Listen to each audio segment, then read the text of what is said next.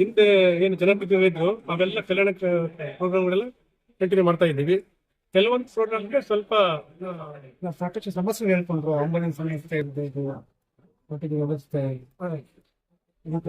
Lighting ವ್ಯವಸ್ಥೆಗಳು ಕೆಲವೊಂದು ಹತ್ರ ಸಣ್ಣ ಪುಟ್ಟ ದಿನನಿತ್ಯದ ಇದ್ದೇ ಇರುತ್ತೆ. ಜನಸಾಮಾನ್ಯರಿಗೆ ಸಣ್ಣ ಪುಟ್ಟ ಸಮಸ್ಯೆ ಹೌದು ದೊಡ್ಡದು. ಹೌದು ನಾವು ಆದ್ಯತೆ ಮೇರೆಗೆ ಯಾವುದನ್ನು ನಿಲ್ಲಿಸಿಲ್ಲ. ತಕ್ಷಣ ನಮ್ಮ ಸಮಸ್ಯೆ ಕಂಡು ಬಂದ ಸ್ಪಂದಿಸಿ ಸಮಸ್ಯೆ ಬಗೆಹರಿಸ್ತಾ ಇದ್ದೀವಿ. ಯಾವಾಗ ಅದಕ್ಕೆ ಉತ್ತರ ನೀಡೋದಾದ್ರೆ ನಮ್ಮ ಗ್ರಾಮ ಪಂಚಾಯತಿನಲ್ಲಿ ಖಾಸಗಿ ಬಡಾವಣೆಗಳು ಇತ್ತೀಚೆಗೆ ಹೆಚ್ಚಾಗಿದ್ದಾವೆ. ಗ್ರಾಮ ಠಾಣಾ ಪ್ರದೇಶದಲ್ಲಿ ಅಭಿವೃದ್ಧಿನ ನಾವು ಸಂಪೂರ್ಣವಾಗಿ ಮಾಡಿದ್ದೀವಿ.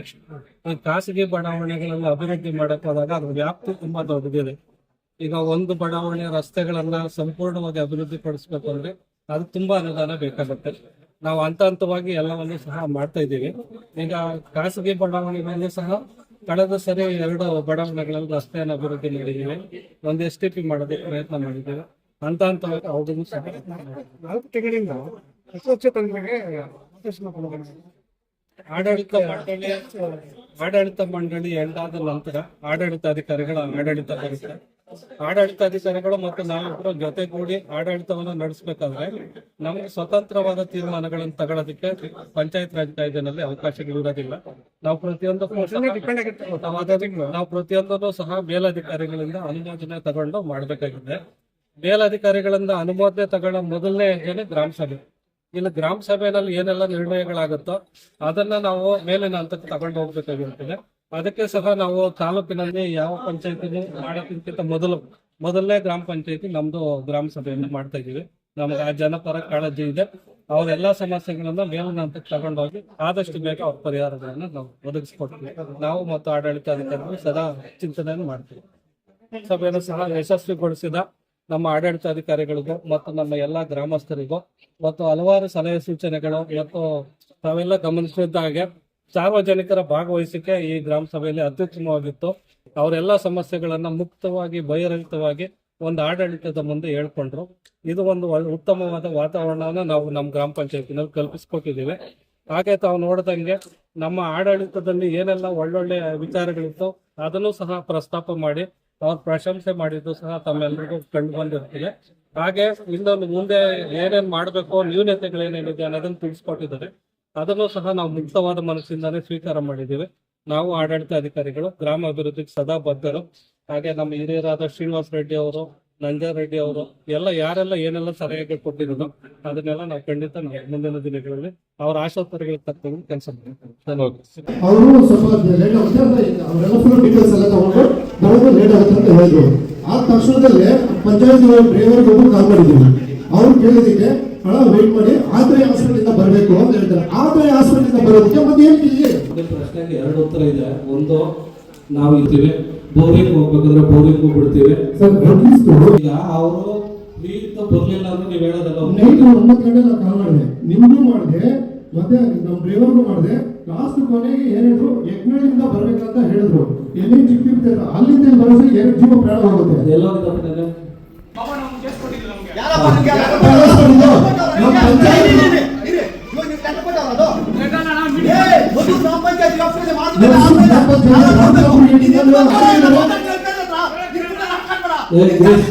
ನಾನು ನಿನ್ಗೆ ಹೇಳ್ತೇನೆ,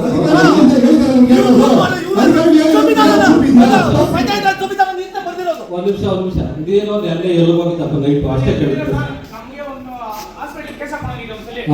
ಎಲ್ಲಿಂದ ಎಲ್ಲಿ ಮನ್ಸೂರಿಂದ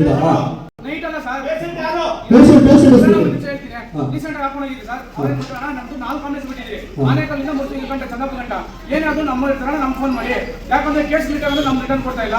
ನಿಮ್ದು ಪ್ರೈವೇಟ್ ಫ್ರೀ ಗಾಡಿ ಇದ್ದು ನಿಮ್ಗೆ ಲೆಕ್ಕ ಸಿಕ್ಕಲ್ಲ ನಮ್ಗೆ ಕೊಡಿ ಅಂತ ಒಂದರ ನಂಬರ್ ಎಕ್ಸ್ಟ್ರಾ ಕೊಡ್ತೀವಿ ಅಂತ ಹೇಳ್ತಾರೆ.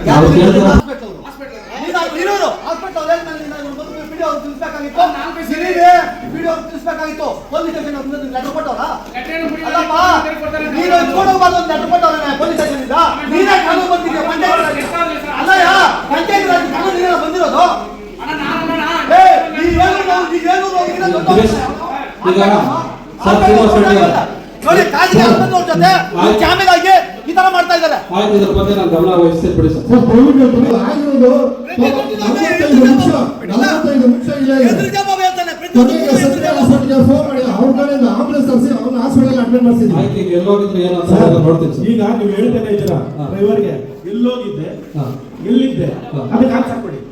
ಆನ್ಸರ್ ಕೊಡಿ. ಆಂಬುಲೆನ್ಸ್ ಡ್ರೈವರ್ದು ಟೋಲ್ ಫ್ರೀ ಅಂತ ಹೇಳ್ಬಿಟ್ಟು ನಂಬರ್ ಹಾಕಿದ್ಮೇಲೆ ಈಗ ನೀವು ಕೇಳ್ತಾ ಇದ್ದೀರಾ ಅವ್ನು ಹೇಳ್ತಾನೆ ಎಲ್ಲೋಗಿದ್ದಪ್ಪ ಗಾಡಿ ತಗೊಂಡು ಅವ್ರೆಲ್ಲ ಎಲ್ಲರಿಗೆ ಆಗಲ್ಲ.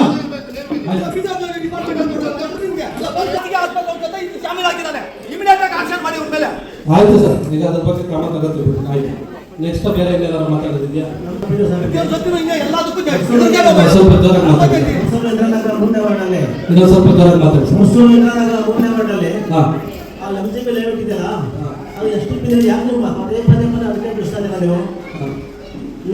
ನಿಮ್ಮ ಗಮನಕ್ಕೆ ಎಷ್ಟು ಸಾರಿ ನಾವು ತಂದಿದ್ದೀವಿ, ಎಷ್ಟು ಸಾರಿ ತಮ್ಮ ಗಮನ ತಂದಿಟ್ಟು ಅದ್ರ ಬಗ್ಗೆ ಏನು ಕ್ರಮ ತೆಗೆದುಕೊಳ್ತಾ ಇಲ್ಲ. ಅವರು ಡೈಲಿ ರೆಗ್ಯುಲರ್ ಬಿಟ್ಬಿಟ್ರೆ ಅದರಿಂದ ಏನು ಸಮಸ್ಯೆ ಇಲ್ಲ. ಒಂದು ತಿಂಗಳು ಬಂದೊಮ್ಮೆ ಅವರು ಪಂಪ್ ಮಾಡ್ತಾರೆ, ಆವಾಗ ಇಡೀ ಏರಿಯಾದ ಫುಲ್ಲು ಸ್ಮೆಲ್ ಆಗುತ್ತೆ, ಅದರಿಂದ ತುಂಬಾ ಸಮಸ್ಯೆ ಆಗ್ತದೆ. ನಿಮ್ಮ ಕ್ರಮಕ್ಕೆ ಸಿಸಿ ಕ್ಯಾಮರಾ ಹಾಕಿ ಅಂತ ನನ್ನ ಮಗ ಹೇಳ್ತಾ ಇದ್ದೀನಿ.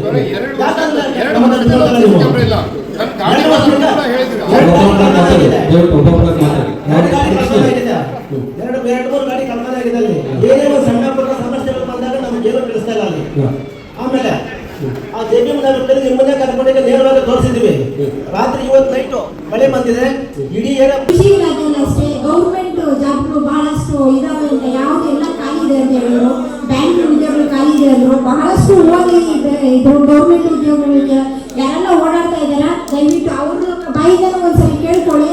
ಇಷ್ಟೆಲ್ಲ ಉದ್ಯೋಗಗಳು ಖಾಲಿ ಇದಾವಂತೆ, ನಮ್ಗೆ ಬೇಕೇ ಬೇಕು ಅಂತ ಅವ್ರ ಮುಂದೆ ಕೇಳಿ, ಕೊಟ್ಟಿಲ್ಲ ಅಂದ್ರೆ ಅದು ಯಾವ ಹುದ್ದೆಗಳು ಖಾಲಿ ಇದೆ ಅದ್ರಲ್ಲಿ ಹೋಗಿ ಕುತ್ಕೊಳ್ಳೋದು ಟ್ರೈ ಮಾಡಿ. ಯಾಕಂದ್ರೆ ನೀವೆಲ್ಲ ಓದಿದ್ದೀರಾ, ಅರ್ಹರಿದ್ದೀರಾ, ಅಲ್ಲಿ ಕೊಡ್ತಾ ಇಲ್ಲ, ಅಲ್ಲಿ ಖಾಲಿ ಇದೆ ಅಂತಾರೆ. ನಮ್ಗೆ ಸೌಲಭ್ಯ ಬೇಕು, ಮತ್ತೆ ನಾವೇನ್ ಮಾಡ್ಬೇಕಲ್ಲ?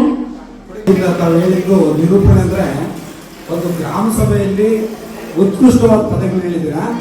ಈ ಒಂದು ಮತ್ತೂರು ಗ್ರಾಮ ಸಭೆ ಇವತ್ತು ಏನು 22ನೇ ತಾರೀಕಿದೆ, ನೀವು ಸೋನಲ್ ಆಫೀಸ್ ಆಗ್ಬೋದು, ಹೆಡ್ ಆಫೀಸ್ಗೆ ಲೋಕಲ್ ಬಾಡಿನಲ್ಲಿ ಒಬ್ಬರು ತಗೊಂಡು ಬೇಕಾದಷ್ಟು ಕೋಟ್ಯಾಂತರ ರೂಪಾಯಿ ಸಂಪಾದನೆ ಬರ್ತಾ ಇದೆ. ರೀಜನಲ್ ಲ್ಯಾಂಗ್ವೇಜ್ಗೆ ಬರೋರಿಗೆ ಭಾಷೆ ಇರ್ಬೋದು, ಅವಿದ್ಯಾವಂತರು ಜಾಸ್ತಿ ಇದ್ದಾರೆ. ಗ್ರಾಮ ಸಭೆಯಲ್ಲಿ ಒಕ್ಕೊರಲಿನಿಂದ ಅದು ಸಿಂಡಿಕೇಟ್ ಬ್ಯಾಂಕ್, ನಾವೆಲ್ಲ ರೈತರೇ, ಈ ಕೆನರಾ ಬ್ಯಾಂಕ್ ಆಗಿದೆ. ಸಿಂಡಿಕೇಟ್ ಬ್ಯಾಂಕ್ ಇದ್ದಾಗ ಇವತ್ತು ಒಂದು ಅಭಿವೃದ್ಧಿ ಪಥಕ್ಕೆ ಬರಬೇಕಾದ್ರೆ ಮೂಲ ಕಾರಣ ಸಿಂಡಿಕೇಟ್ ಬ್ಯಾಂಕ್. ಹಾಗೆ ಸಿಂಡಿಕೇಟ್ ಬ್ಯಾಂಕ್ ಆಗಿತ್ತು ಅಂದ್ರೆ ಲೆಡ್ಜರ್ ಎಂಟ್ರಿ ಡಿಜಿಟಲ್ ಎಲ್ಲ ಹೇಳ್ತಾ ಇದ್ದೀರಾ. ಸ್ಟಾಫ್ ಒಂದ್ಸರಿ ಬಂದ್ರೆ 15 ವರ್ಷ ಇರ್ತಾ ಇದ್ರು, ಒಂದು ಫ್ಯಾಮಿಲಿ ಮೆಂಬರ್ಸ್ ತರ ಇದ್ರು. ಆದ್ರಿಂದ ತಮ್ಮ ಹೆಸರು ನನಗೆ ಗೊತ್ತಿಲ್ಲ, ಆದ್ರೆ ಅಧಿಕಾರಿಗೆ ಒಂದಕ್ಕೆ ನಾನು ಹೇಳ್ತಾ ಇದ್ದೇನೆ, ರೀಜನಲ್ ಲ್ಯಾಂಗ್ವೇಜ್ ಅಲ್ಲಿ ಸ್ವಾಗತಕಾರರು ಅದಕ್ಕೊಂದು ಮಾಡಿ. ಏನಾದ್ರು ಕಷ್ಟ ಕಾರ್ಪಣ್ಯ ಇದ್ರೆ, ಈಗಾಗಲೇ ತಮಿಳುನಾಡಿಗೆ ಹೋದಾಗ ಅವರು ನಮ್ಮ ಏನೇನು ಅಂಗವಿಕಲರು ಇರ್ಬೋದು, ಬೇರೆಯವರು ಇರ್ಬೋದು, ಅವ್ರಿಗೆಲ್ಲ ಒಂದು ಚೇಂಬರ್ ಮಾಡಿಕೊಟ್ಟಿದ್ದಾರೆ, ಟಿಕೆಟ್ ರಿಸರ್ವೇಶನ್ ಬರೆಯೋದಕ್ಕಾಗಲಿ ಯಾವುದಕ್ಕಾಗಲಿ. ಆ ಥರ ಕೋಟ್ಯಾಂತರ ರೂಪಾಯಿನಲ್ಲಿ 0.001% ನೀವು ಮಾಡಿದ್ರೆ ರೀಜನಲ್ ಲ್ಯಾಂಗ್ವೇಜ್ ಅಡ್ವೈಸರ್ಸ್ ಅಂತ ಹೇಳ್ಬಿಟ್ಟಾಗಲಿ ಒಂದು ಓಪನ್ ಮಾಡಿ ಒಂದು ಹುದ್ದೆನ ಕ್ರಿಯೇಟ್ ಮಾಡಿ ಇಡೀ ರಾಷ್ಟ್ರ ಮಟ್ಟದಲ್ಲಿ ಅಂತ. ಟೋಟಲ್ ಗ್ರಾಮ ಸಭೆಯ ಎಲ್ಲರ ಕಡೆಯಿಂದ ಒಕ್ಕಲಿನಿಂದ ಬಂದಿರೋದು ಅಂತ ಹೇಳ್ಬಿಟ್ಟು today itself you write to higher authorities definitely is accepted. Okay sir, government okay, thank you sir. ಯೋಜನೆಗಳನ್ನ ನೀವು ವಿತರಿಸಿದ್ದೀರಾ, ಒಂದು ಮಾಡಿ. ಆಮೇಲೆ ಭಾಳ ಸಂತೋಷ. ಮೊದಲಿಗೆ ನಡೆದಿದೆ ನಾವೆಲ್ಲ ಸಿಬ್ಬಂದಿ ನೋಡಿ, ಕೆಲವರೆಲ್ಲೂ ಅಗ್ರಿಕಲ್ಚರ್ ಪಾಸ್ ಮಾಡಿಕೊಂಡು ಹೆಣ್ಮಕ್ಳು ಸರ್ವಿಸ್ ಮಾಡ್ತಾ ಇದ್ದಾರೆ, ಅವ್ರಿಗೆ ಏನು ಒದಗಿಸ್ತಾ ಇಲ್ಲ. ಪ್ರತಿಯೊಂದು ಕೇಂದ್ರದಲ್ಲಿ ಯಾವ ತರ ಆಗಿದೆ ಅಂದ್ರೆ ಅವ್ರಿಗೆ ಒಂದು ಸೌಕರ್ಯ ಇಲ್ಲ. ಒಂದು ಸುಸಜ್ಜಿತವಾದ ಒಂದು ಕಟ್ಟಡದಲ್ಲಿ ಅವ್ರಿಗೆ ಒಂದು ಇಲ್ಲ, ಬೇಸಿಗೆನಲ್ಲಿ ಒಂದು ಫ್ಯಾನ್ ಇನ್ನೊಂದು ಪ್ರತಿಯೊಂದು ಇಲ್ಲ, ತಾವ್ಯಾರು ಇಲ್ಲ. ಇವತ್ತೊಂದು ಗ್ರಾಮ ಸಭೆಗೆ ಬರಬೇಕಾದ್ರೆ ಅಸಿಸ್ಟೆಂಟ್ ಡೈರೆಕ್ಟರ್ ಬಂದು ಇದು ಕೊಡಬೇಕು.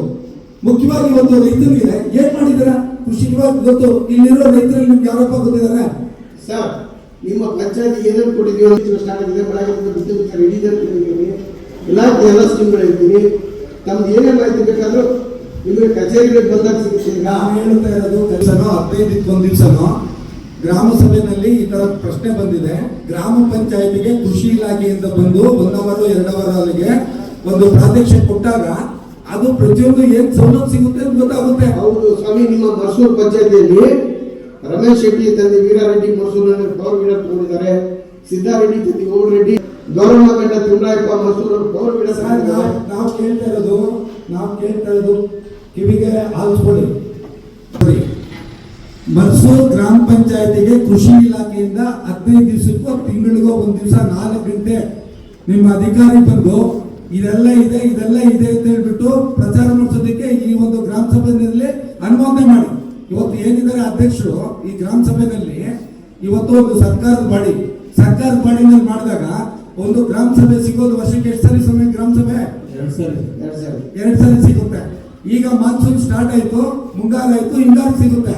ಮುಂಗಾರಲ್ಲಿ ನೀವು ಏನ್ ಮಾಡಿದ್ದೀರ ಅನ್ನೋದು ಹಿಂಗಾರಲ್ಲಿ ಕೇಳ್ಬೋದಾಗುತ್ತೆ.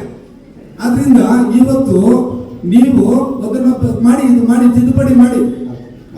ಆಯ್ತು ಅಂತಲ್ಲ, ನೀವು ಸಂಬಂಧಪಟ್ಟ ಉತ್ತರ ಕೊಡೋದಿಕ್ಕಿಲ್ಲದೆ ಇರುವಾಗ ನಿಮ್ಮ ಅಧಿಕಾರಿಗಳು ಕೇಳಿ, ಈ ತರ ಕೇಳ್ತಾ ಇದ್ದಾರೆ ಪ್ರಶ್ನೆ, ನನಗೇನು ಗೊತ್ತಾಗ್ತಾ ಇಲ್ವಪ್ಪ ಅಂತ ಹೇಳಿ. ಈಗ ಸರಿ, ಎಷ್ಟು ಕೊಡ್ತೀರಪ್ಪ ಸೋಲಾರ್ ಪಂಪ್ ಸೆಟ್ಸ್, ಸೋಲಾರ್ ಸೌರಶಕ್ತಿ ಮನೆಗಳಿಗೆ? ಇವತ್ತು ಗ್ರಾಮ ಸಭೆಯಲ್ಲಿ ಹೇಳಿ, ನಿಮ್ಗೆ ಎಷ್ಟು ಕೊಟ್ಟಿದ್ದಾರೆ ಹೇಳಿ. ನಾವು ಹೇಳಿದ್ದನ್ನ ಪಾಲಿಸ್ತೀವಿ. ತಮ್ಮ ಜೊತೆ ಚರ್ಚೆ ಮಾಡಿದ ಸಮಯ ಗ್ರಾಮ ಸಭೆಯಲ್ಲಿ ನಾವು ಏನೇ ಬೇಕಂದ್ರೂ ಎಲ್ಲಾ ಮಾಹಿತಿ ಕಚೇರಿಗಳಲ್ಲಿ ಸಿಗುತ್ತೆ ಅಂತ ಹೇಳಿದೆ. ನಾವು ಅರ್ಥ ಮಾಡ್ಕೊತಾ ಇಲ್ಲ. ಈಗ ಗ್ರಾಮ ಸಭೆ ನಾನೇ ಅಟೆಂಡ್ ಮಾಡ್ತಾ ಇದ್ದೀನಿ. ಕೃಷಿ ಅಧಿಕಾರಿ ನೀವು ಮಾತಾಡೋದಲ್ಲ, ಅವ್ರೇನು ಕೇಳ್ತಾ ಇರೋದು ನಮ್ಮ ರೈತರು ಗ್ರಾಮ ಸಭೆಯಲ್ಲಿ ಹೇಳಿ ಎಲ್ಲಾ ವಿಚಾರಗಳನ್ನ ಹೇಳಿ. ಇವಾಗ ಸೋಲಾರ್ ಪಂಪ್ ಎಷ್ಟು ಕೊಟ್ಟಿದ್ದಾರೆ ಆನೇಕಲ್ ತಾಲೂಕಲ್ಲಿ? ಸೋಲಾರ್ ಮನೆಗಳು ಎಷ್ಟು ಕೊಟ್ಟಿದ್ದಾರೆ ಆನೇಕಲ್ ತಾಲೂಕಲ್ಲಿ? ವಿದ್ಯುತ್ ಇಲಾಖೆ ಅವ್ರನ್ನ ಕೇಳ್ತೀವಿ. ಸೋಲಾರ್ ಪಂಪ್ ಸೆಟ್ ಯಾರಿಗೆ ಬರೋದು? ಪಂಪ್ ಸೆಟ್ ಇದೆ, ಎಲ್ಲಾ ಸ್ಕೀಮ್ ಇದೆ. ಪಂಪ್ ಸೆಟ್ ಯಾರಿಗೆ ಬರೋದು? ಸ್ಟಡಿ ಕೊಡ್ತಾರೆ ಅಂತ ಹೇಳಿದೆ. ನೀವು ಹೇಳಿದ್ರ ಸೋಲಾರ್ ಪಂಪ್ ಸೆಟ್ ಎಷ್ಟು ಕೊಟ್ಟಿದ್ದೀರಾ ಆನೇಕಲ್ ತಾಲೂಕು ಹೇಳಿ. ನಾವು ಕೇಳ್ತಾರಲ್ಲ ಅಷ್ಟೇ, ರೈತರಿಗೆ ಸೋಲಾರ್ ಪಂಪ್ ಸೆಟ್ ಎಷ್ಟು ಕೊಟ್ಟಿದ್ದೀರಾ ಹೇಳಿ, ಎಷ್ಟು ಕೊಟ್ಟಿದ್ದೀರಾ? ಅದರಲ್ಲಿ ಸಬ್ಸಿಡಿ ಹೇಳ್ತೀನಿ, ರೈತರಿಗೆ ಮಾಹಿತಿ ಕೊಡ್ಬೇಕಾಗಿರೋದು ಸಬ್ಸಿಡಿ ಸಿಗುತ್ತೆ, ಸಬ್ಸಿಡಿ ಇಷ್ಟು ಸಿಗುತ್ತೆ, ಇಷ್ಟು ರೈತ ಹಾಕೊಬೇಕು ಅದನ್ನ ಹೇಳ್ರಿ. ನೀವು ಸ್ಕೀಮ್ ಎಷ್ಟು ಜನ ಕೊಟ್ಟಿದ್ದೀರಾ, ಈ ವರ್ಷದಲ್ಲಿ ಎಷ್ಟು ಜನ ಕೊಡ್ತೀರಾ ಅದನ್ನ ಹೇಳ್ರಿ. ನೀವು ಪಟ್ಟಿನ ಮಾಡ್ಕೊಂಡಿರಾ? ಆನೇಕಲ್ ತಾಲೂಕಲ್ಲಿ ಇವಾಗ ಮತ್ತೂರು ಗ್ರಾಮ ಪಂಚಾಯತಿಗೆ ಬಂದಿರಾ, ಎಷ್ಟು ಜನ ರೈತರು ಇದ್ದಾರೆ? ಅವ್ರು ಇವಾಗ ವಿದ್ಯುತ್ ಕೊರತೆ ಇದೆ, ಸೋಲಾರ್ ಪಂಪ್ ಕೊಡಿ. ನೀವು ನಿಮ್ಮ ಮನೆಯಿಂದ ಕೊಡ್ತೀರಾ? ಏನು ಕೊಡ್ತಾರೆ? ಸೋಲಾರ್ ಪಂಪ್ ಸೆಟ್ ಬಗ್ಗೆ ನೀವು ಮಾಹಿತಿ ಕೊಡ್ತೀನಿ. ತಾವು ಕೇಳಿದ ಎಲ್ಲ ಪ್ರಶ್ನೆಗಳಿಗೂ ಉತ್ತರ ಸರಿಪಡಿಸ್ಕೊಂಡು ಆಮೇಲೆ ಅಧಿಕಾರಿಗಳು ಭೇಟಿಯನ್ನು ಕೇಳಿದ್ರು. ಅದು ಈಗ ಮೊದಲನೇದಾಗಿ ರೇಷ್ಮೆ ಇಲಾಖೆ ಅವರು ತಮ್ಮ ಇಲಾಖೆ ವಿವರಗಳನ್ನು ದುಡ್ಡು ಕೊಟ್ಟೇನಿಲ್ಲ. ಪಂಚಾಯತಿಗೆ ಕೃಷಿ ಇಲಾಖೆಯಿಂದ ಒಂದು ದಿವಸ ಪಟ್ಟ ನೀವು ಪ್ರಚಾರ ಪಡಿಸ್ತಾರೆ. ಈಗ ಮೈಕಲ್ ಅನೌನ್ಸ್ ಮಾಡಿದ್ರಿ 46 ಲಕ್ಷ ಕೊಟ್ಟಿದ್ದಾರೆ ಹಾಲುಗೆ. ಇಡೀ ರಾಷ್ಟ್ರದಲ್ಲೇ ಇಲ್ಲ ಅಂತ ಇರ್ಬೋದು, ರಾಜ್ಯ ಎಲ್ಲ ಈ ಕಾರಣಾಂತರಗಳಿಂದ ನಿಲ್ಲಿಸ್ತಾ ಇರ್ಬೋದು ಅಂತ ಬರುತ್ತೆ. ಅದು ರೈತರಿಗೆ ಕೊಟ್ಟು ಬೇರೆದೆಲ್ಲ ಬರ್ತಾ ಇದೆ. ಒಂದು ಎರಡನೇದು, ಗ್ರಾಮ ಸಭೆಗೆ ಮುಂದಿನ ದಿನಗಳಲ್ಲಿ ಏನ್ ಪ್ರಿಂಟ್ ಮಾಡಿದ್ದೀರಾ ಜಮಾ ಖರ್ಚು 15 ದಿವಸ ಮುಂದೆ ಆಸಕ್ತಿ ಇರೋಕೆ ಅನೌನ್ಸ್ ಮಾಡಿ ಮೈಕಲ್ಲಿ ತಗೊಳ್ತಾರೆ. ಇನ್ನು ಕೊಟ್ಟಿದ್ದೀರಾ ಅನುಮೋದನೆಗೆ ಯಾವ್ದಾವ್ದು ಅಂತ ಹೇಳ್ಬಿಟ್ಟು ಇದರಲ್ಲಿ ಈಗ ನೀವು ತಗೊಂಡಾಗ ಅನುಮೋದನೆಗೆ ಆರ್ಥಿಕ ವರ್ಷದಲ್ಲಿ ನೀವು ಆ ಒಂದು ಹಣಕಾಸು ಸಭೆಗೆ ಒಂದು 30 ಕಾರ್ಯಕ್ರಮಗಳಿದೆ. ಒಂದು 2-3 ನೋಡಿದಾಗ ಈಗ ನಮಗೆ ಡಯಸ್ ಪ್ರೋಗ್ರಾಮ್ ಇನ್ನೊಂದು ಮಾಡಿದರೆ ಎಲ್ಲದಕ್ಕೂ ಅಭಿನಂದನೆ, ನಾವು ಕಾಮೆಂಟ್ಸ್ ಇಲ್ಲ. ಆದ್ರೆ ಆರ್ಥಿಕ ವರ್ಷದಲ್ಲಿ ನೀವು ಯಾವ್ಯಾವುದಕ್ಕೆ ಎಷ್ಟೆಷ್ಟು ಸಪರೇಟ್ ಮಾಡಿದ್ದೀರಾ, ಯಾವ್ದು ಹೆಚ್ಚಿದೆ ಕಡಿಮೆ ಇದೆ ಅನ್ನೋದೇ ಈಗ ತಾನೇ ಒಂದು ನಿಮಿಷದಲ್ಲಿ ನೋಡ್ತಾ ಇರೋದು. ಯಾವ್ಯಾವುದಕ್ಕೆ ಆರ್ಥಿಕ ವರ್ಷದಲ್ಲಿ ನಾವು ಈಗ 10,000 ರೂಪಾಯಿ ತಗೊಂಡಿದ್ದೇವೆ, 10,000 ರೂಪಾಯಿನ 20 ವಿಂಗಡಣೆ ಮಾಡಿದಾಗ ಉಳಿದ ಯಾವ್ದಿದೆ, ಯಾವ ಪ್ರತಿಯೊಂದು ನಮ್ಗೆಲ್ಲ ಗೊತ್ತಿದೆ. ಎಲ್ಲ ಹಿರಿಯ ಅಧಿಕಾರಿಗಳು ನಾವೇನೋ ಎಸ್ಟಿಮೇಟೆಡ್ ಕಾಸ್ಟ್ ಇಷ್ಟು ಮಾಡಿದೀವಿ, ಇದ್ರಲ್ಲಿ ಇಷ್ಟು ಮಿಕ್ಕಿದೆ, ಇಷ್ಟಿದೆ ಅನ್ನೋದು ತೋರಿಸಿದ್ರೆ ಈಗ ತಮ್ಮ ಸಲಹೆ ಏನಿದೆ ಕೊಡೋದೊಂದು 15 ದಿನ ಮೊದಲೇ ಕೊಡೋದು. ಕೆಲವಕ್ಕೆ ಜಾಸ್ತಿ ಆಗುತ್ತೆ, ಕೆಲವು ಕಡಿಮೆ ಆಗುತ್ತೆ. ಬಟ್ ಆದ್ರೆ ಅದರಲ್ಲಿ ನೆಗೆಟಿವ್ ಯಾವುದು, ಪಾಸಿಟಿವ್ ನೆಗೆಟಿವ್ ಆಗಿರುತ್ತೆ, ಅದಕ್ಕೆ ಬೇರೆ ಖರ್ಚಾಗಿರುತ್ತೆ, ಅದನ್ನ ಸರಿಪಡಿಸ್ಕೊಳ್ಳೋಣ. ಈಗ ರಸ್ತೆ ಕಾಮಗಾರಿಗಳೆಲ್ಲ ಅಂತ ಹೇಳಿದ್ರಿ, ಗ್ರಾಮ ಸಭೆ ಆಗ್ತಾ ಇದೆ, ಹೇಳಕ್ ಕೇಳಿ. ಆ ರೆಡ್ಡಿನ್ ಫ್ಯಾಕ್ಟ್ರಿ ಹತ್ರ ಹೋಗಿ ರಿಕ್ವೆಸ್ಟ್ ಮಾಡಿ ಲೆಟರ್ ಬಂದಿದ್ದೀನಿ. ಯಾವನಾದ್ರೂ ಬಿದ್ದರೆ ಸತ್ತೋದ್ಮೇಲೆ ಅವನು ಕೊಡೋದಿಲ್ಲ. ಇವತ್ತು ಇಲ್ಲ ವಾರದ ಒಳಗೆ ಸರಿ ಆಗುತ್ತೆ. ಇಲ್ಲ ಸಾಹೇಬ್ರೆ, ನೋಡಿ ಯಾವ್ದಾದ್ರು ಪ್ರಾಣ ಹೋದ್ಮೇಲೆ ಪ್ರಾಣ ತೆತ್ತೋದಕ್ಕೆ ಯಾರು ಆಗೋದಿಲ್ಲ. ಯಾವ ತರ ಇದೆ ಅಂದ್ರೆ ಟರ್ನಿಂಗ್ ಅಲ್ಲಿ ಇದೆ, ಅವ್ರಿಗೆ ಒಂದು ಲೆಟರ್ ಬರ್ತಿದ್ದೀನಿ, ಲೆಟರ್ ಬರೆದು ಸೈನ್ ಹಾಕಿ ಕೊಟ್ಟಿದ್ದೀನಿ, ಫೋನ್ ಮಾಡಿ ಅಂತ ಹೇಳಿದೀವಿ, ಫೋನ್ ಮಾಡಿ ರೆಸ್ಪಾನ್ಸ್ ಇಲ್ಲ. ಈಗ ಅದ್ರ ಬಗ್ಗೆ ಗಮನ ಕೊಡ್ತೇವೆ. ಆದಷ್ಟು ಒಂದು ಏನಾದ್ರು ಮಾಡಿ. ಆಯ್ತು. ಸಮಗ್ರ ಕೃಷಿ ಬಗ್ಗೆ ಒಂದು ಇದಾಗಬೇಕು ಅಂತ ಕೃಷಿ ಇಲಾಖೆಯವರು ಮತ್ತೆ ನೀವು ಕೂತ್ಕೊಂಡು ಅದ್ರ ಬಗ್ಗೆ ಏನಾದ್ರು ಡಿಸ್ಕಷನ್ ಮಾಡಿ ರೈತರನ್ನು ಒಟ್ಟುಗೂಡಿಸಿ ಏನಾದ್ರು ಕಾರ್ಯರೂಪಕ್ಕೆ ತರುವಂತ ಯೋಜನೆ ಏನಾದ್ರು ಈ ಗ್ರಾಮ ಸಭೆಯಲ್ಲಿ ಆಗಬೇಕು ಅಂತ ನಾನು ಹೇಳ್ತಾ ಇರೋದು. ಏನು ಇವಾಗ ಸಮಗ್ರ ಕೃಷಿ ಬಗ್ಗೆ ನಮಗೆ GKVK ಬಂದಿದ್ರು, ಅಧಿಕಾರಿಗಳು ಬಂದಿದ್ರು. ಯಾಕಂದ್ರೆ ಅದೇ ಅಧಿಕಾರಿ ನಮ್ಮ ಮಡವಾಳ ಗ್ರಾಮದವರಾಗಿರೋದ್ರಿಂದ ನಮ್ಮ ಗ್ರಾಮ ಪಂಚಾಯತಿಯಲ್ಲಿ ಅದನ್ನ ಇಂಪ್ಲಿಮೆಂಟ್ ಮಾಡಬೇಕು ಅಂತ ಹೇಳಿದ್ರು. ಕೃಷಿ ಇಲಾಖೆ ಅಧಿಕಾರಿಗಳು ಇದ್ರ ಬಗ್ಗೆ ಮತ್ತೆ ಏನು ನಮ್ಮ PDO ಇದ್ದಾರೆ, ನಮ್ಮ ಆಡಳಿತ ಅಧಿಕಾರಿಗಳಿದ್ದಾರೆ, ದಯವಿಟ್ಟು ಗಮನ ಹರಿಸಿ ಅದ್ರ ಬಗ್ಗೆ ಇವತ್ತು ಚರ್ಚೆ ಆಗಬೇಕು, ಸಮಗ್ರ ಕೃಷಿ ಬಗ್ಗೆ. ಈಗ ಸಮಗ್ರ ಅವರು ಕೃಷಿ ಅಧಿಕಾರಿ ಅವರು ಬೆಂಗಳೂರು ವಿಶ್ವವಿದ್ಯಾನಿಲಯದಲ್ಲಿ ಮಡಿವಾಳದಿಂದ ಹೋಗಿದ್ದಾರೆ. ಅವರೇ ಬಂದು ನಮ್ಮ ಗ್ರಾಮ ಪಂಚಾಯತಿಯನ್ನ ಮಾದರಿಯಾಗಿ ಮಾಡಬೇಕು ಅಂತ ಒಂದು ಪ್ರಸ್ತಾವನೆಯನ್ನ ಕೊಟ್ಟಿದ್ದಾರೆ. ಆ ಪ್ರಸ್ತಾವನೆಯನ್ನ ಕೊಟ್ಟಿದ್ದಾರೆ ಅದಕ್ಕೆ ತಕ್ಕಂಗೆ 15 ಲಕ್ಷದ ಬಜೆಟ್ ಅಲ್ಲೇ ಕೇಳಿದ್ರು ಅವರು ಅನುದಾನವನ್ನ. 15 ಲಕ್ಷ ರೂಪಾಯಿಗಳ ಅನುದಾನವನ್ನ ಬಜೆಟ್ ನಲ್ಲಿ ಈಗಾಗಲೇ ನಾವು ಕಾಯ್ದಿರಿಸಿದ್ದೀವಿ. ಇದೇ ಉದ್ದೇಶಕ್ಕೆ ಸಮಗ್ರ ಮತ್ತು ಸಾವಯವ ಕೃಷಿ ಬಗ್ಗೆ ಅಭಿವೃದ್ಧಿ ಮಾಡೋದಕ್ಕೆ ಅದನ್ನ ಕಂಪ್ಲೀಟ್ ಆಗಿ ಅನುದಾನನ ಕಾಯ್ದಿರಿಸಿದ್ದೀವಿ. ಎರಡನೇದಾಗಿ ಪ್ರತಿ ಗ್ರಾಮದಲ್ಲೂ ಸಹ ರೈತರಾಗಿದ್ದಾರೆ ಅವರೆಲ್ಲರೂ ಸಹ ನಂಬರ್ಸ್ ಕಲೆಕ್ಟ್ ಮಾಡಿದ್ದೀವಿ. ಆ ಫೋನ್ ನಂಬರ್ಗಳನ್ನ ಕಲೆಕ್ಟ್ ಮಾಡಿಬಿಟ್ಟು ಒಂದು ಸಮಾವೇಶ ಮಾಡಬೇಕು ಅನ್ನೋ ಉದ್ದೇಶನ ನಾವು ಇಟ್ಕೊಂಡಿದ್ದೀವಿ. ಕೃಷಿ ಇಲಾಖೆ, ಕೃಷಿ ವಿಶ್ವವಿದ್ಯಾನಿಲಯದವ್ರ ಜೊತೆ, ರೈತರ ಜೊತೆ ಸಮಗ್ರವಾಗಿರ್ತಕ್ಕಂಥ ಒಂದು ಸಮಾವೇಶವನ್ನ ಮಾಡಬೇಕು. ಇದೇ ರಂಗಮಂದಿರದಲ್ಲಿ ಅಂತ ಮಾಡ್ಕೊಂಡಿದ್ದೀವಿ. ಇಷ್ಟು ದಿನ ಗಣತಿ ಕಾರ್ಯ ಮತ್ತೆ ಬೇರೆ ಬೇರೆ ಇಲಾಖಾ ವಿಚಾರಗಳು ಇದ್ದಿದ್ದರಿಂದ ಅದು ತಡ ಆಗಿದೆ. ಬಹುಶಃ ಮುಂದಿನ ತಿಂಗಳಲ್ಲಿ ಆ ಸಮಾವೇಶನ ಮಾಡ್ತೀವಿ. ಅದರಲ್ಲಿ ನಿಮಗೆ ಸಮಗ್ರವಾದ ಚಿತ್ರಣ ಸಿಗಲಿದೆ. ರೈತರ ವಿಭಾಗದಲ್ಲಿ ರಾಗಿ ಬೆಳೆಯವರು ಬಹಳ ಜನ ಇದ್ದಾರೆ, ತೋಟಗಾರಿಕೆ ಬೆಳೆಯವರು ಇದ್ದಾರೆ. ಆದಷ್ಟು ತುರ್ತಾಗಿ ಮಾಡಿ, ಮುಂದಿನ ತಿಂಗಳು ಅಂದ್ರೆ ಲೇಟ್ ಮಾಡೋದು ಹೋಗಬೇಡಿ. ಯಾಕಂದ್ರೆ ಬಿತ್ತನೆಗಳು ಮತ್ತೆ ಜುಲೈಯಲ್ಲಿ ಬಿತ್ತನೆಗಳು ಸ್ಟಾರ್ಟ್ ಆಗ್ತದೆ. ಅದಕ್ಕೆ ಮುಂಚೆ ರೈತರು ಒಮ್ಮೆಗೆ ಏನ್ ಮಾಡ್ಬೇಕು ಆ ಟೈಮಲ್ಲೇ ನಾವು ರೈತರ ಜೊತೆ ಸಂಪರ್ಕ ಮಾಡಿ ಅವ್ರ ಜೊತೆ ಡಿಸ್ಕಷನ್ ಮಾಡಿದ್ರೆ ಸಮಸ್ಯೆ ಬಗೆಹರಿಯುವುದು. ಆದಷ್ಟು ಬೇಗ ಈ ತಿಂಗಳು ಮುಂದಿನದಾಗಿ ಕೃಷಿ ನಾವು ಸರ್ಕಾರಿ ವರ್ಗದವರೇ ಹಾಗೂ ಸಮಾಜದಲ್ಲಿ ನೆಲೆಸಿರ್ತಕ್ಕಂಥ ರೈತ ಬಾಂಧವರು, ನಾನು ರೇಷ್ಮೆ ಇಲಾಖೆಯಿಂದ ಬಂದಿದ್ದೇನೆ. ನನ್ನ ಹೆಸರು ಕೆ ವೆಂಕಟೇಶ್ ಅಂತ, ರೇಷ್ಮೆ ಸಹಾಯಕ ನಿರ್ದೇಶಕರಾಗಿ ಕೆಲಸ ನಿರ್ವಹಿಸ್ತಾ ಇದ್ದೀನಿ. ಮುಖ್ಯವಾಗಿ ಈ ಹೊಸೂರು ಪಂಚಾಯಿತಿ ವ್ಯಾಪ್ತಿನಲ್ಲಿ ಬಂಡಾಪುರ ಗ್ರಾಮದಲ್ಲಿ ಮಾತ್ರ. ಆದ್ರೂ ನಾವು ಇಲಾಖೆಯ ಕಾರ್ಯಕ್ರಮಗಳು ಏನೆಲ್ಲ ಇದೆ, ರೈತರು ಈ ಸಭಾಮುಖೇನ ಯಾರನ್ನ ಆಸಕ್ತಿ ಹೊಂದಿ ರೇಷ್ಮೆ ಕೃಷಿ ಕೈಗೊಳ್ಳೋದಕ್ಕೆ ಆಸಕ್ತಿ ಬರ್ಬೋದು ಅಂತ ತಿಳ್ಕೊಂಡು ಅವ್ರಿಗೆ ಇಲಾಖೆ ಕಾರ್ಯಕ್ರಮಗಳ ಬಗ್ಗೆ ಮಾಹಿತಿ ನೀಡೋದಕ್ಕೆ ಬಂದಿದ್ದೇನೆ. ಅದು ಜಾಬ್ ಕಾರ್ಡು ಮತ್ತು ಪಾಣಿ ಕಳೆಯಲ್ಲಿ ಮನವಿ ಮಾಡ್ಕೊತೀನಿ. ದಯವಿಟ್ಟು ಸಪ್ತ ಗ್ರಾಮದ 7 ಗ್ರಾಮಸ್ಥರು ಇಲ್ಲಿ ಪೋಸ್ಟ್ ಆಫೀಸ್ಗೆ ಬರ್ತಾರೆ. ಅಲ್ಲಿ ಬಹಳ ಅನಾನುಕೂಲವಾಗಿದೆ. ಅವರು ಬಂದು ಇವತ್ತು ಬಾ, ನಾಳೆ ಬಾ, ನಾಳೆಗೆ ಬಾ ಅಂತಾರೆ ಪೆನ್ಷನ್ಗೆ. ಅವರಿಗೆ ಸೋಲಾರ್ ಇಲ್ಲಂತೆ, ಆಮೇಲೆ ಕಂಪ್ಯೂಟರ್ ಇಲ್ಲಂತೆ. ಯಾರೋ ನಿಮ್ಮಂತ ಪುಣ್ಯಾರ್ಥರು, ಗಣ್ಯ ವ್ಯಕ್ತಿಗಳು ಅದು ಚಿಕ್ಕ ಪೋಸ್ಟ್ ಆಫೀಸ್ನ ದೊಡ್ಡ ಪೋಸ್ಟ್ ಮಾಡಿದ್ದಾರೆ. ಅದಕ್ಕೆ ಯಾರು ನನ್ನ 200-300 ಕೊಡ್ತಾರೆ. ಅದು ಕಷ್ಟಕಾಲ ಹೋದಾಗ ಸರ್ವರ್ ಇಲ್ಲ, ಸೋಲಾರ್ ಇಲ್ಲ ಅಂತ ಹೇಳ್ತಾ ಇದ್ದಾರೆ. ದಯವಿಟ್ಟು ಗಮನ ತಗೊಂಡು ಅದೊಂದು ಮಾಡಿಕೊಡ್ಬೇಕು. ಆನಂತರ ದಯವಿಟ್ಟು ಕಳೆ ಮನವಿ, ನಮ್ಮೂರಿಗೆ ಏನು BTS 2 ಆಲ್ಟ್ ಆಗ್ತಾ ಇದೆ, ಅಲ್ಲಿ ನೀವು ಕಟ್ಟಿದ್ದೀರಾ ಪಾಪ ಪುಣ್ಯಾತ್ಮಗಳು ಬಾತ್ರೂಮು, ಅದಕ್ಕೆ ಅನಾನುಕೂಲ ಆಗಿದೆ. ಅದನ್ನ ಸ್ವಲ್ಪ ಪರಿಶೀಲನೆ ಮಾಡಿ ಅದನ್ನೊಂದು ವ್ಯವಸ್ಥೆ ಮಾಡ್ಕೊಡ್ಬೇಕು ಅಂತ ನಾವು PDO ಸಾಹೇಬ್ರನ್ನ ಕಳೆ ಮನವಿ ಮಾಡ್ಕೊಡ್ತೀನಿ ಎಲ್ಲರೂ ಮುಖಾಂತರ. ಅದೊಂದು ನೀವು ಪೋಸ್ಟ್ ಆಫೀಸ್ ಮಾತ್ರ ದಯವಿಟ್ಟು ನೀವು ಅಧಿಕಾರಿ ತಂದುಬಿಟ್ಟು ಅವ್ರು ಏನಿದೆಯೋ ಇಲ್ಲಿ ಜನರ ಮುಂದೆ ಕೇಳಬೇಕು ಅಂತ ಮನವಿ ಮಾಡ್ಕೊತೀನಿ. ವೇದಿಕೆ ಮೇಲೆ ಇರತಕ್ಕಂಥ ಎಲ್ಲ ಗಣ್ಯರು ನಾನು ಕಳಕಳಿಯ ಮನವಿ, ಏನಿವತ್ತು ಮರ್ತೂರಿಂದ ದೊಡ್ಡಕೆರೆಗೆ ಹೋಗುವಂತೆ ಮತ್ತೆ ಅಲ್ಲಿ ಇರ್ತಕ್ಕಂಥ ಕಾಲಿಗೆ ಹೋಗುವಂಥ ರಸ್ತೆಗೆ ಮಳೆಗಾಲ ಬಂದರೆ ಯಾವುದೇ ರೈತರು ಹೋಗೋಕ್ಕಾಗ್ತಾ ಇಲ್ಲ. ಇವತ್ತೇನೋ ಹಸುಗಳಿಗೆ ಮೇವಿರ್ಬೋದು, ಇಲ್ಲ ತೋಟಗಾರಿಕೆ ಬೆಳೆಗಳಿರ್ಬೋದು, ಅಲ್ಲಿ ಗದ್ದೆಗಳಲ್ಲಿ ಇವತ್ತು ಬೆಳೀತಾ ಇರೋದ್ರಿಂದ ಅಲ್ಲಿಂದ ಏನು ಹುಲ್ಲಾಗಲಿ